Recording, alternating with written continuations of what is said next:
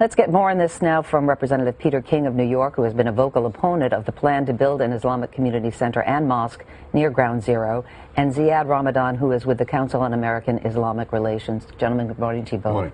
Let's start with this notion. You know, Pastor Jones has now said, who plans to burn the Koran on 9/11, on September 11th, on this Saturday, that if somebody were to call from the White House or the State Department or the Pentagon, it is something that would not be ignored. So do you believe that someone from the White House, maybe even the president himself, should call this man and encourage him not to burn the Koran? I'll start with you.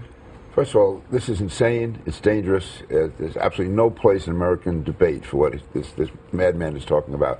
My only concern with someone like the president calling him is that you give him status, you give him stature. You know, we can have real issues to debate here this morning. It has nothing to do with the Quran, nothing to do with the New Testament, nothing to do with the Old Testament. We have political, diplomatic issues, and this is insanity that a person like this is tying up the country. Do you think a call should be placed? I think if General Petraeus was to say, look, we think that American lives would be at stake here, that you're going to flick on the switch for radicals and extremists to act, I'd rather save American lives. That would be my perspective. Even though he did say a couple of weeks ago that the person he respected was George Bush, and they asked him if George Bush called, would you stop? He said no. But I really hope that if he had a change of heart, that we would do something about that. And what do you think is going to happen if he does go ahead with this? Well, you know, you never know what triggers psychotics. And I'd hate to think that people are turned on, you know, just like that flick the switch analogy and someone becomes an extremist and they now go from rhetoric to action. And that would concern me in America and outside of America. You know, we don't want anybody else threatening American lives, and I think that's what's most important to us. But since this whole controversy erupted, we have seen the American flag burned by Muslims around the world. We've heard people scream death to America. But no one, or I would say most people, do not believe that all Muslims hate the U.S. or wish it harm. So why is so much weight and legitimacy given to this pastor and his relatively small congregation? We're talking maybe 50 members. I think it's a sign of the times. If a person speaks loudly enough and says something crazy enough, the media is going to cover it and people are going to respond. I think we all do ourselves a favor. We could somehow ignore him, because it adds not only adds nothing to the debate, it brings the debate down and it brings it to a level where no one wants to be at. Should the media not cover it, which is what the Secretary of State has suggested? I think so, personally. I think that you're giving him a forum, and I think that if people never listen to him, he might think that this is not something that's worth his while at the end of the day. You know, an organization called Right Wing Extreme said they initially planned to protect him while he does this, and they said that after a lot of praying and thinking, they just didn't realize how this would bring people closer to Jesus. So some people are saying, so they backed out last week, and maybe this is a little bit too right-wing and too extreme for them. Let's talk about the controversy surrounding the construction of this Islamic Cultural Center near Ground Zero. Last night on CNN, the man behind that proposal, Imam Faisal Abdul Rauf, said that had he realized how much controversy this was going to cause, he never would have decided to build it there. But at this point, he has a responsibility. Listen to what he told CNN. If we moved from that location,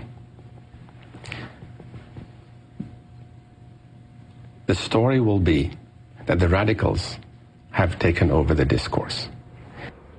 I know, Congressman, that you're opposed to that mosque being put there, but is he right that he would just be fueling the radicals if he moved that cultural center at this point? Well, my problem with what he's saying is he seems to be equating the 71% of Americans who are opposed to this as being radicals. He's talking about the radicals who are opposed to the mosque, which to me is 71% of the American people, and comparing that to Al-Qaeda or radical elements in the Muslim community. And that to me is it's a totally wrong equation. And it's just, to me, that is, he's almost just, to me it's like a threat to the United States. What he's saying is that if this mosque is not approved, that the radical elements of the Muslim world are going to be against us. I don't think we have to prove ourselves to anyone.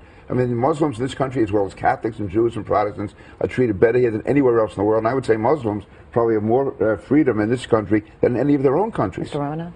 Yeah, the issue with the public sentiment is that when in issues related to bigotry, unfortunately, our history has shown that sometimes we're on the wrong side. For example, we interned Japanese during World War II. We segregated our military, our schools, and it took an executive order to undo that.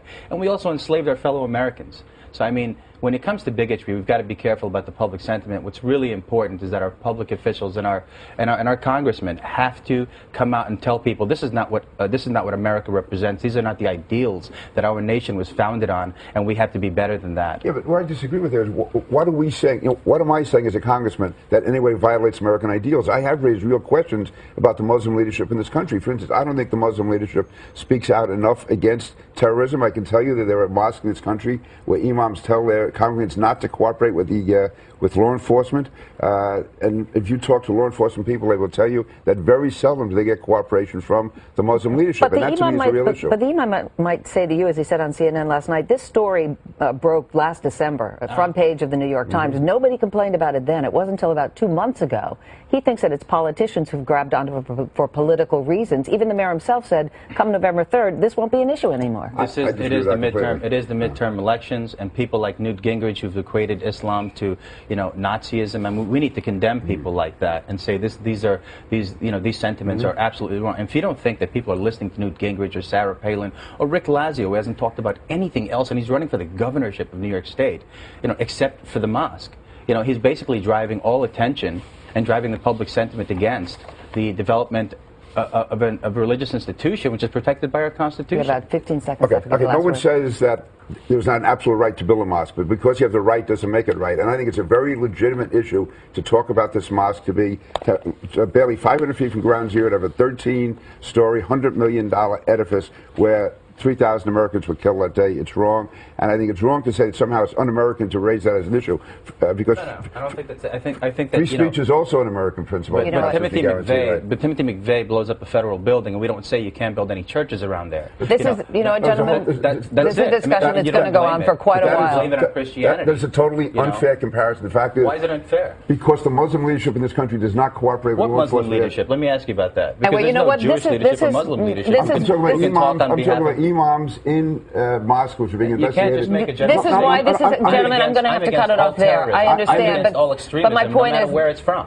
This is why this is such a controversy, because it is so heated on both sides, and it's not going to end today or tomorrow. I have to stop it there. Thank you so much, Congressman. Thank you very much. You're a peacemaker. I'm a peacemaker, exactly.